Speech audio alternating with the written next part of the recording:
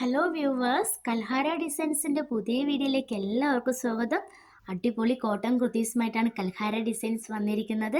Variety കളേഴ്സിൽ variety പ്രിൻറ്റിൽ ഒരുപാട് collections നമ്മുടെ കയ്യിലുണ്ട്. ഓരോ ദിവസവും കുറച്ച് കുറച്ച് കളക്ഷൻസ് കാണാം കേട്ടോ.